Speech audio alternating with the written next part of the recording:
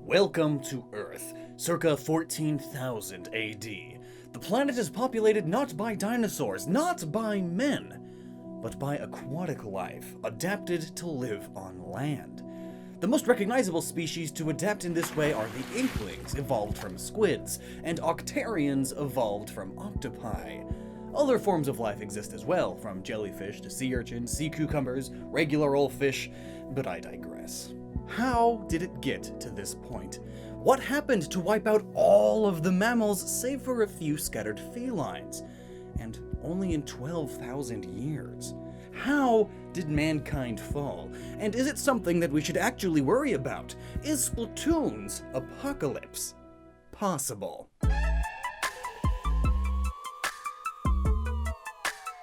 Do you like team-based combat like in Splatoon? Then check this out! This video is sponsored by the excellent 6v6 tactical action combat game War Robots. Download for free and choose your robot, define your playstyle, and battle alongside your friends and teammates along with over 90 million players and counting. Plan your movements carefully and fire and blast your way to victory. And with constant updates adding new maps, mods, and robots, the content never gets stale. Come join the fun and come capture points and earn gold and silver to upgrade and upgrade and upgrade. Take cover and take out the enemy team from afar or up close. Or the in-between bits, medium distance. Here's my robot. I've nicknamed it Julian Spark. Maybe someone will get that reference. Go and install War Robots now, while you can get a huge starter pack with a Griffin robot, 2 pin weapons, 2 Columbus weapons, 100 gold, and 400,000 silver. And a huge thanks to them for supporting the works of this channel. So, Splatoon.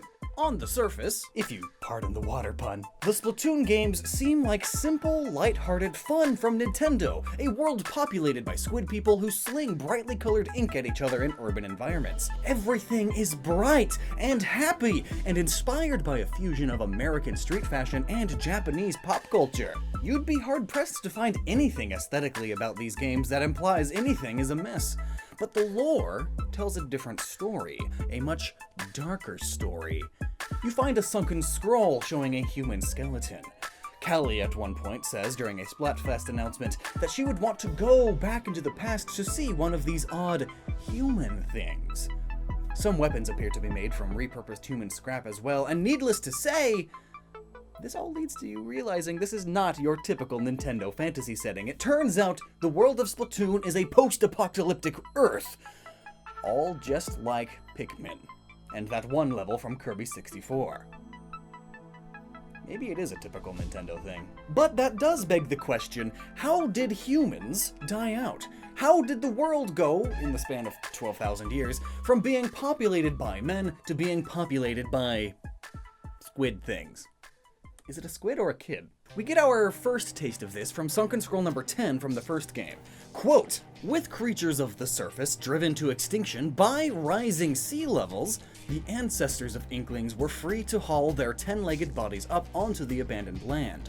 This is how the mollusk era began. So we know that humans were driven to extinction by rising sea levels, but we can dive deeper. The first game's official art book, The Art of Splatoon, contains a section with 2 manga chapters. In this, we come closest to an explanation of what happened to humanity. Quote, this is Earth. Mankind's violent nature had resulted in many civil wars and 5 great world wars. During the last war, someone from somewhere launched a nuclear warhead into the South Pole. In a finishing blow to the existing problem of global warming, the water level of the oceans rose, submerging most of the land masses on the planet. The human population was decimated. There were some who believed in the future, and some who fled underground. Despite their efforts, mankind perished. Now that most of the planet had been submerged under the oceans, aquatic life forms began to evolve. Among them, squids and octopi were at odds and fought in fierce battles. The squids emerged victorious. A new civilization formed by the squids began. But wait. Could such a thing even happen? Not the squid part, of course, but rather, could a single nuclear warhead or heck even several nuclear warheads for that matter, really trigger a great flood and wipe out mankind? And why would someone nuke the South Pole in the first place? Well, that's what we're here to figure out. The first question we have to ask is, how much would the sea level rise if the Antarctic ice sheet were to melt entirely? It wouldn't be much of an apocalypse if there was still some habitable land. Even if there would be a population collapse, as after all, most major cities are along the coast. But even if we melted all of the captive ice on Earth, in addition to just the Antarctic ice sheet, the ocean would rise 70 meters. And that sounds like a lot, maybe, but it really isn't. We'd lose Florida finally, and a bit of New York, some of South America here and there.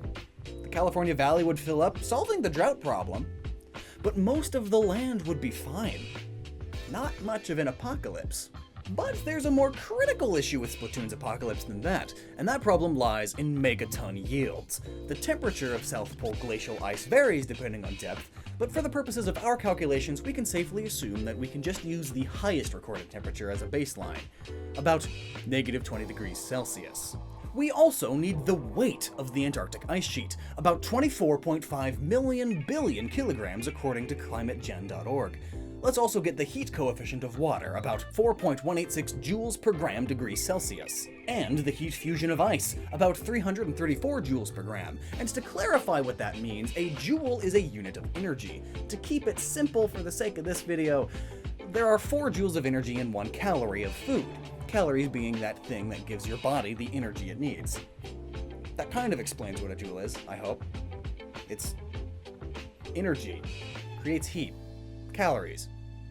So first, we need to raise the temperature of the ice to 0 degrees Celsius, so the ice will actually melt. Multiplying the mass of the ice, 24 quintillion 500 quadrillion kilograms, by the heat coefficient in joules per kilogram degree Celsius, 4,186, gives us the amount of energy in joules needed to raise the entire Antarctic ice sheet by a single degree. And that number is 102,557 billion.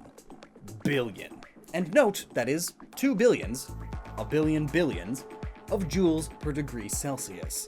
And we yet again multiply that by 20 degrees, giving us 2,051,140 billion. Note, yes again, 2 billions, a billion billions, of joules. And to make that a more manageable number, that's equal to 2,051,140,000,000 terajoules of energy.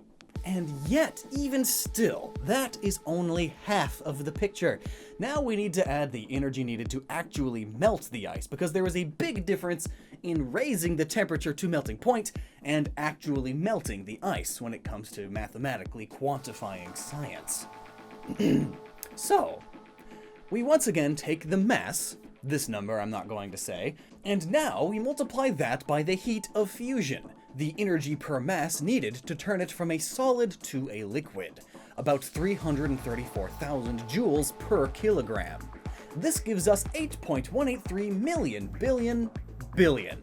Note, yet again, 2 billions and a million. There's a billion billions, and then there's a million of those billion billions. Again, to make that a more manageable amount, that is 8,183 billion terajoules. Our total amount of energy needed then is this 2 trillion number of terajoules plus this 8 trillion number of terajoules, or about 10,234,140,000,000 terajoules. For reference, 15 billion terajoules of energy strikes the Earth from the sun on any given day. This means you would need the equivalent of 282.276 days worth of sunlight, or around 1.85 years worth of sunlight, from the whole Earth, remember, to melt the Antarctic ice sheet. This, if you couldn't tell, is a ridiculous number. But let's keep going. Taking that number and converting it into megatons of TNT, we'd need a nuclear bomb with a yield of 2,446,018,164.43595 megatons to melt the Antarctic ice sheet. And for reference, the Tsar bomb, the largest nuclear bomb ever built and demonstrated, had 50. theoretically, it could go up to 100. So, we would need the equivalent of almost 24.5 million of the most powerful, theoretical nuclear bombs ever designed in order to melt the Antarctic ice sheet. For some reason now, I doubt the Inkling's account of history. Yeah, you better fall. You deserve that. And in addition, why would someone nuke the South Pole to begin with? The Antarctica Treaty System sets the continent aside as a scientific preserve, with a ban on military action. And examining the 53 parties to the Antarctic Treaty System, it contains 7 of the 8 sovereign states that have successfully detonated nuclear weapons. Even if someone did, all you'd have to destroy is a bunch of science stations and penguins. And I fully understand wanting to nuke penguins, but actually going through with that? You monster! It just seems unlikely to me, is all I'm saying. So now we've established that the motive isn't there, and the means of doing so, as stated at least, aren't there either. But what if there wasn't a need for a motive? What if it was a rogue missile that missed really, really badly? Or someone happened to press a wrong button? Could we establish an alternative means of causing this apocalypse? Some people have suggested that it wasn't the Antarctic ice sheet melting that caused the issue, but the radiation. They point to the grotesque appearance of the Salmonids, inspired by the appearance of actual male salmon during the mating season, as proof for some sort of radioactive mutation. This theory, while not directly supported by the lore, is worthy of some consideration, as while it isn't feasible, it is at least possible. For our purposes, let's assume that the salmon that theoretically mutated first are from the Nova Austral salmon farm in Chile, a minimum distance of 775 miles from the Chilean Antarctic territory, which is about as close as salmon would get, as salmon are not native to Antarctic waters. Let's go ahead and fire our theoretical nuke at the Chilean Antarctic territory. To begin with, the initial shockwave and bubble of hot gases would severely harm any aquatic life in the immediate radius, given that the Abe and Baker tests at Bikini Atoll killed 38,000 fish from just 2 23-kiloton blasts. And now, let's talk about our friend, the 100 megaton SAR bomb again. According to NukeMap, the thermal radiation radius of a 100 megaton SAR bomb detonation would be about 40 miles. Good news! Our salmon are outside of the blast radius by over 700 miles, so they don't die right away or suffer any life-threatening burns. The bad news is, based on the fallout contour from NukeMap and current wind data from earth.nullschool.net, it looks like the Nova Austral farm is right in the path of the fallout, receiving at minimum 10 rads per hour of airborne radiation. Now, sadly, no good data exists for the LD5030 for salmon, which is the radiation effects on them, but 300 to 3,000 roentgens of radiation over a short period, which is equivalent to 280, 300-ish, all the way up to 3,000 rads in soft tissue, would certainly be fatal to a rainbow trout. And even as low as 16 rads over a short period of time would be fatal to poor little rainbow trout eggs. Humans, in case you were wondering, die from between 500 to 1,000 rads over a short period, which makes me very surprised at how hardy these fish are when it comes to radiation. Usually if you pee in a river and you ate too much asparagus the day before, some fish will die. At least the fish I always took care of would do that. Like if the pH balance was off by 1, kaput. I'm not allowed to have fish anymore. Additionally, these numbers appear to be relatively consistent across multiple species of fish. Though we don't have data on salmon specifically, I'm sure the same applies. Now, it's worth noting that the 10 rads per hour number is for airborne radiation, and that the waters at the Nova Austral farm can be over 60 meters deep. However, while I couldn't find any data on the depth of the salmon pens, Nova Austral also is a hatchery, which means shallow water and juvenile salmon. This creates the perfect set of circumstances for non-fatal mutation. Now, of course, in real life, radioactive mutations aren't going to be the cause of salmon developing a large brain or bipedal body structure. Even the carp and catfish in Chernobyl's cooling ponds have been exposed to significantly greater amounts of radiation without any visible deformality. In fact, there's even research being done showing that fish can develop radiation resistance from small primer doses. But for the sake of the argument, let's say that the Splatoon universe operates by the same rules as 1950s sci-fi, and that these are the perfect conditions created for the Salmonids to evolve. beyond that of a regular salmon. What, then, is in store for us humans? Well, Sunken Scroll 16 from Splatoon 2 gives us some idea on what to expect, and it does not look good. The scroll has a quote from an inkling religious text called the Book of Madai, which reads as follows: "When smoke rises from the 7 rings, the pink fish will emerge from the sea, devouring all of the creatures of the land." The corresponding artwork depicts a horde of Salmonids. It seems, then, that the Salmonids, while being self-aware and intelligent, are a belligerent and barbaric species that raise any society they encounter, and may even eat the people within. Eventually, as a stable salmonid population existed, and boy do they populate fast, salmon lay so many eggs, and during one of the Salmonids' migrations, mankind was overrun, and possibly even consumed.